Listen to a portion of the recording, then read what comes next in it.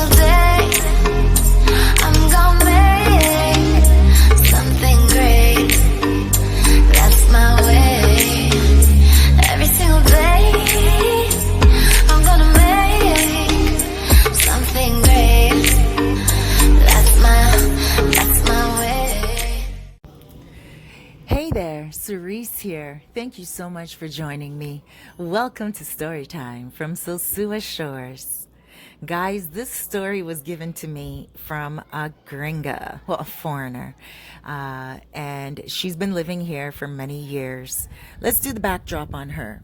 Okay, she's 29 years old right now. And when she was 9 years old, her mother brought her here.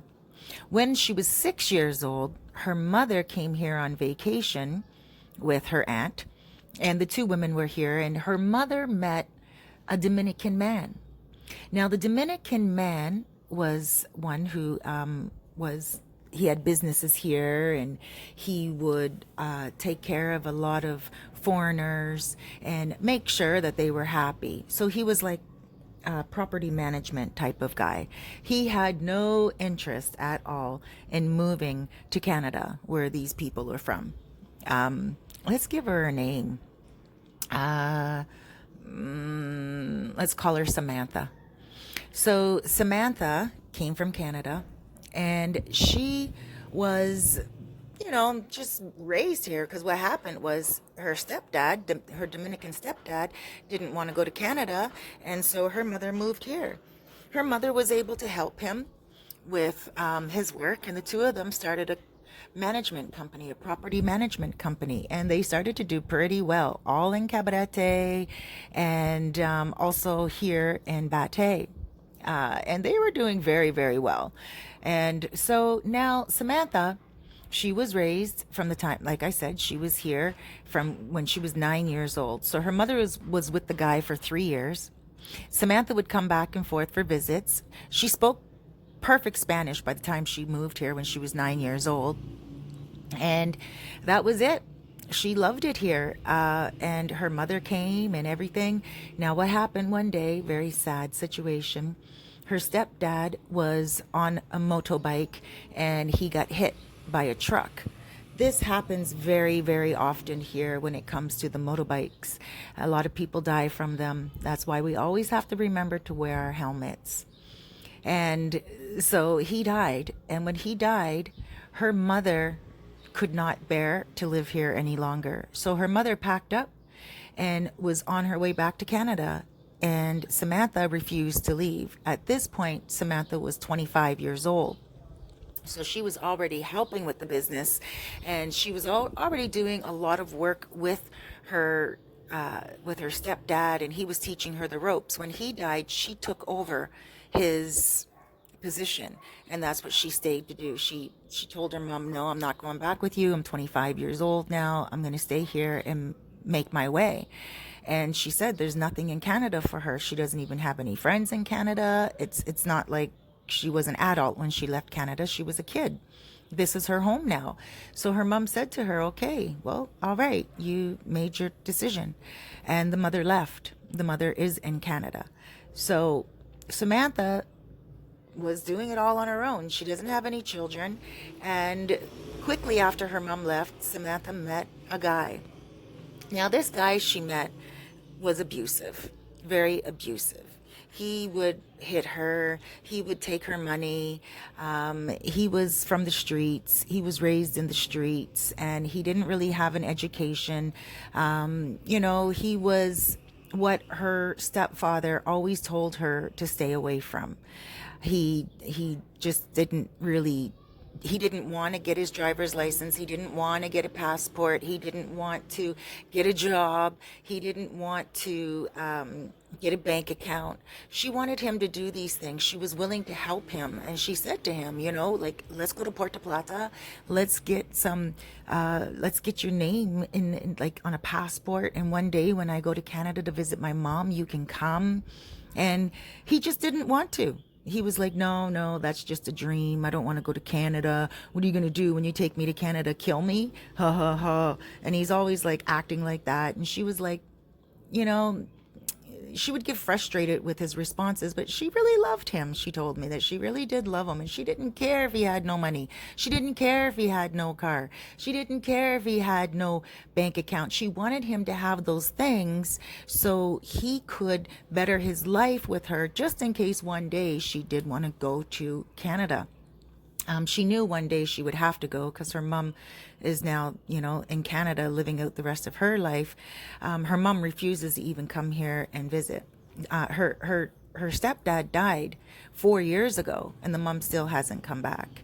So, and the mom has property here, and everything, and she just doesn't even want to talk about it. But Samantha takes care of everything anyway, and she does a very good job at it. So Samantha and this guy, they're dating, and he ends up getting another woman pregnant while they're dating, and Samantha finds out about it. It was with a Dominican woman. The Dominican woman showed up on Samantha's doorstep, pregnant, and Samantha just said, "Okay, well, what do you want me to do?" And the woman said, "I'm just telling you, it's your man." And Samantha said, "Okay, well, good luck raising your child on your own." And that was it. And Samantha still stayed with him. Samantha forgave him. And so time started to move on more and more and more. And he just cheated, totally cheated, constantly cheated. He was helping her with her properties.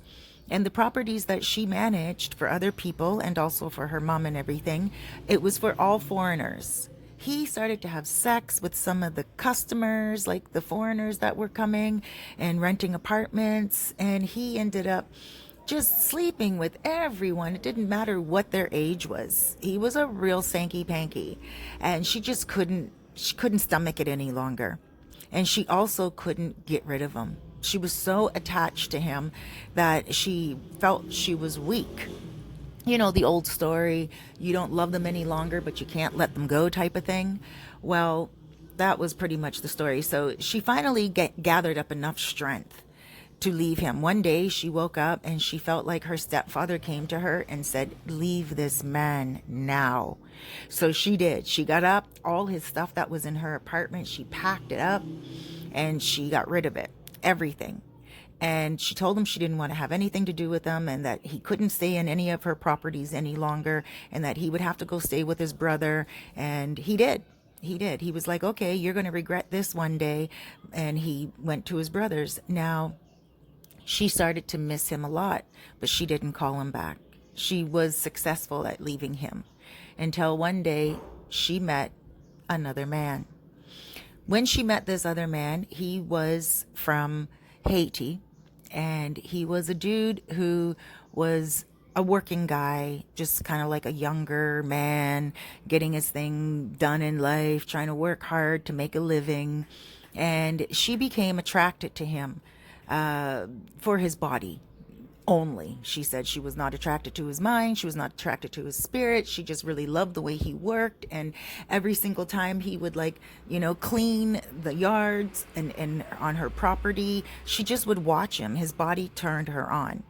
So she said she ended up letting him come to her place some nights out of the week, and they would get intimate, and then he would leave. Well, she started to like him a little bit, just as a friend. And so she started to have him around a lot. They would eat dinner together, and they started to become companions, friends with benefits, so to speak. And he was cool with it as well. He had a whole family in Haiti, has a whole family in Haiti, and he's trying to get them over to the Dominican Republic here. And so he also was just trying to capitalize off Samantha as best he could. Samantha knew that, but she just was cool with it. There was one thing about him. He had halitosis. Now, every single time... Oh, wait, let's back up. Her Dominican boyfriend was missing her a little bit. And he said to her, he showed up at her apartment one day and she let him in because she was missing him too. She let him in and they ended up making love, and they were just inseparable at that moment. And he was really showing her how much he was regretful of losing her. And so now she became confused. her heart was divided now. She didn't know what to do. Does she stay with him and forgive him, or does she just have him as someone in her back pocket when she wants a little intimacy? She was really confused. He said to her, okay, take your time deciding, but make sure I have a few things here. Like, if I sleep here, I want to wake up and make sure I have a toothbrush. I want to make sure I have my, things that I need here. And she's like, okay, no problem. And that was it. He left and they got into an argument. He called her on the cell phone and she could hear women in the background that same day that he left, and the women in the background, and she's like, who's in the background? And he yelled at her, and he's like, what's your problem? Blah blah blah, you're starting this already you're starting this jealousy crap, blah blah blah. And she got so angry. Anyway, he hung up on her. And she was like, you know what? This is ridiculous. Why am I even sticking with this guy? He's just such a creep. And so she said to the Haitian dude, she's like, look, if you like, you can come here more often. And she was more or less using him to comfort her loneliness. That's all. And she ended up buying him a few things to make him feel comfortable. So the first things she got him was, of course, toothbrush, and also dental floss and underarm deodorant, like antiperspirant and stuff like that he could have to keep himself clean. And she got him some underwear and socks and gave him his own drawer, like for when he wakes up in the morning and everything. But she still wasn't seriously loving him. It was just like, again, friends with benefits. And again, he knew this. So, but every time he brushed his teeth, she would notice there would be like blood left in the sink, or there would be like some it was just gross. I asked her, how did you kiss him? And she said, just like he would drink alcohol, they would and the smell would go away. Like he'd drink rum or something like that, and the smell would go away. And she said she never really used to smell it, but one day she asked him, where does all that blood come from? She was getting into the shower and he was brushing his teeth, and she saw him brushing his teeth and spitting it out, and she's like, where's all that blood coming from? And he lifted up his lip to show her his gums, and she said they were so raw, so puffy, and it looked like his teeth were probably going to fall out in the next couple of years. She just was like so surprised his teeth were still in his head. And I was so surprised she was kissing him. I was like, ew, how could you? Never mind. Sorry, you guys out there that have halitosis. I know it's a very embarrassing thing to have, but you can control it. You just got to get it under control. And, in time, you'll feel better about yourself. But take care of it.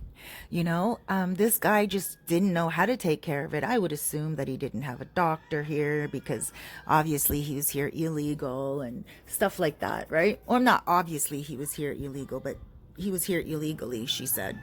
And that's what was probably taking so long to get his family here as well. So now she told him, like, well, if you want, I can book you a dental appointment. You can go get it checked out and take care of it. And he said, all right, but he didn't make it to the dentist. And about a week later, he was still brushing his teeth, but he was used to it, I guess. And he was always spitting blood. And she said the toothbrush smelled so badly. She said one day she picked the toothbrush up. He wasn't there that day. She just kind of picked the toothbrush up and she smelled it. And she was like, oh my gosh. She told me it was putrid. It just smelled so like death. And I was like, that's interesting. I didn't realize that smells stay on toothbrushes like that. But so she kept it in the spot where toothbrushes were kept anyway. But she told him to use peroxide when he brushes his teeth, and he wouldn't. But that's for another story. And then her ex. Okay, this gets to the gross part. I mean, this is just gross. So her ex shows up. Now, you know, at this point, they are reconciling again. So the ex shows up and he's like, I need some money. I got to do this. I got to do that. He had to fix his motorbike and everything. And so she's like, all right, like she felt sorry for him a lot of the times, really, and she still cared for him. So she was like, all right, well, I need you to do me a favor and I'll help you out. So she told him she needs him to go shopping for her and go get a bunch of things, like, and she needed him to go get supplies for one of the apartments and everything. So she gave him 10,000 pesos and he did not return. It really made her angry. She got so angry. He contacted her the next day. She was contacting him for the whole entire day. She's like, where are you? Where are you? 10,000 pesos is $200.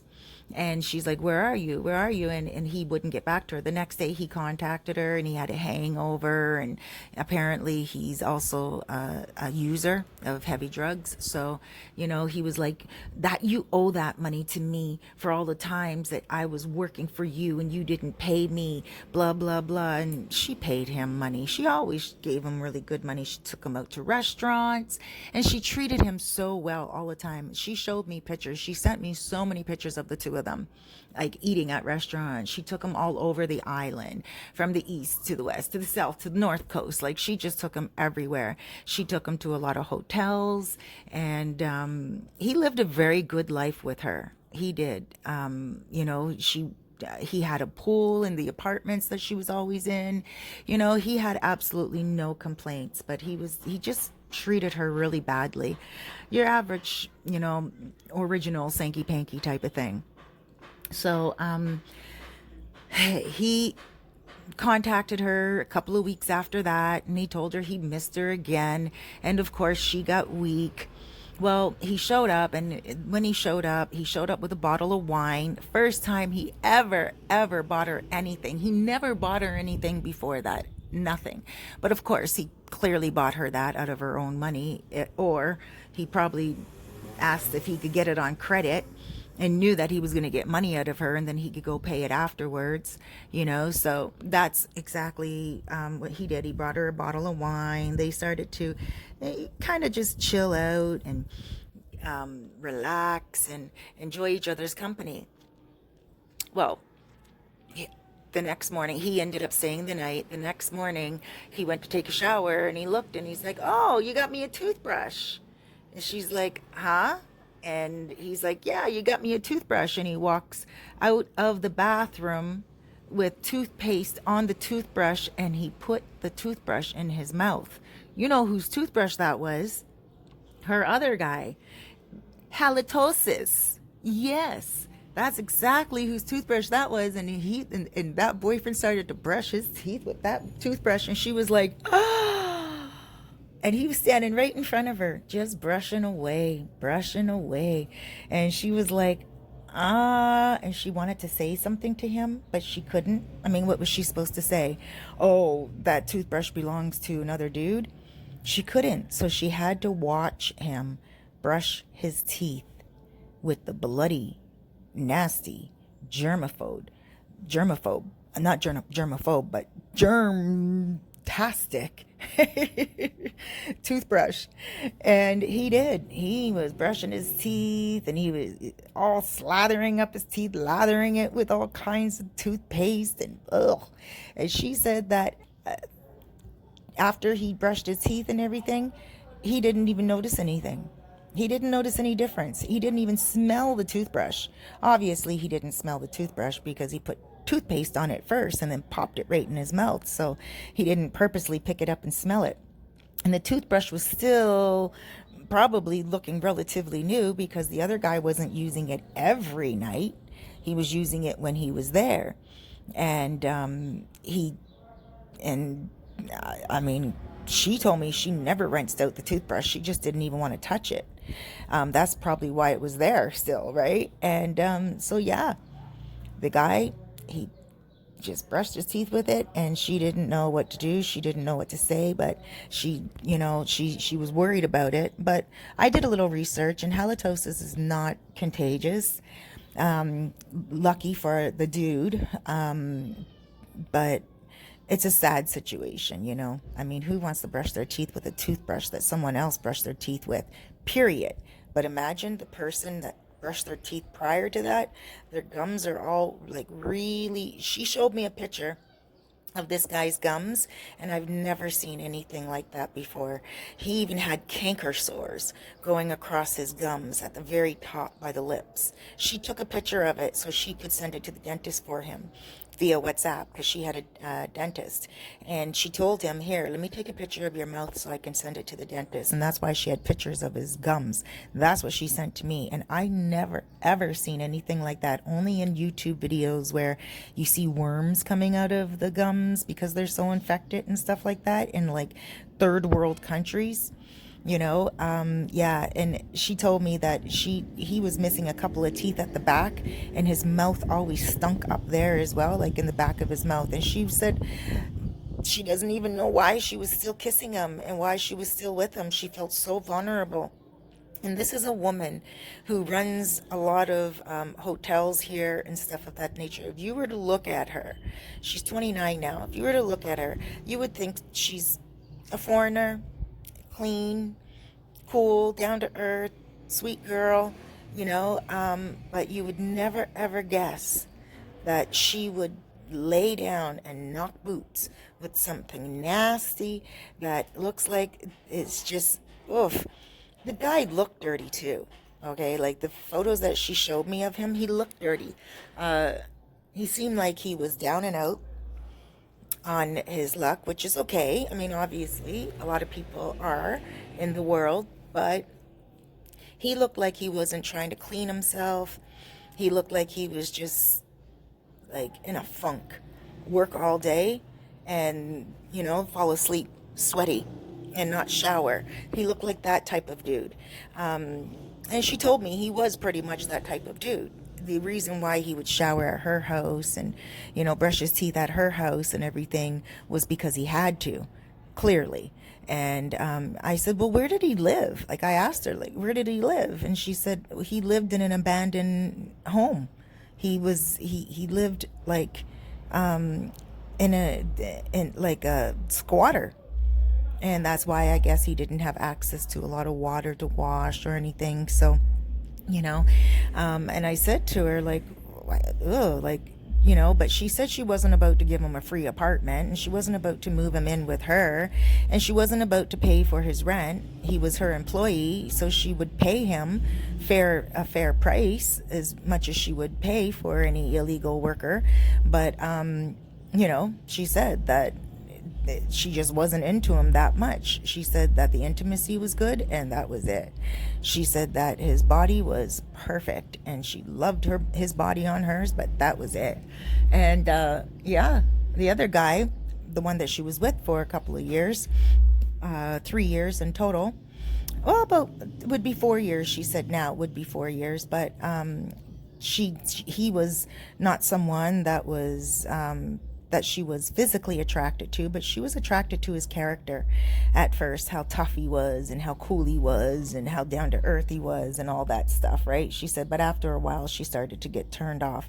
He didn't have an exceptional body. He didn't have all the muscles that the other dude had, and he wasn't she wasn't sexually attracted to him.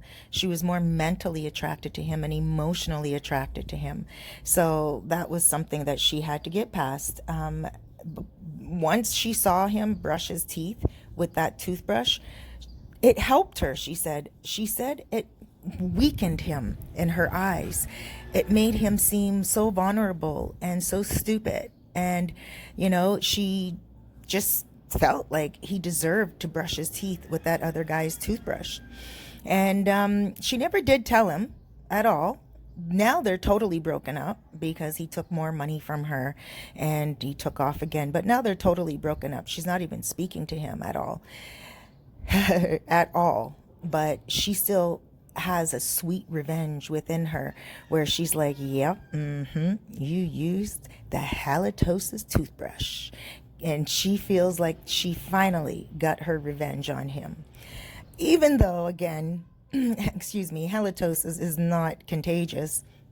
I guess she gained some type of revenge just knowing how vulnerable he was. And it made her feel like he got his just desserts. All right. So, guys, thank you so much for joining me. And also, be careful. Don't go using toothbrushes at other people's houses, especially if you've been broken up for a while. Make sure that you ask where that toothbrush has been. And again, like if the toothbrush is out in the air that long, bacteria gets on it, germs gets on it. You know, you shouldn't be using your toothbrush after it's been out for so long unless you're going to sterilize it again or put it in hot water or put it in peroxide and clean it up a little bit. But really, you should be careful. Alrighty, thank you so much for joining me for story time. Also, if you have a story, you can send it via WhatsApp with a voice note to 829-702-7726. Leave me a voice note. Everything is confidential. If you leave photos and also snapshots of certain conversations, it all helps with the storyline, but I will never ever share your photos or your real name. Thank you for subscribing, and make sure once you subscribe, you hit that bell button because it will give you a notification the next time I upload a video. Alrighty, guys, big blessings and take care of yourselves. Stay safe.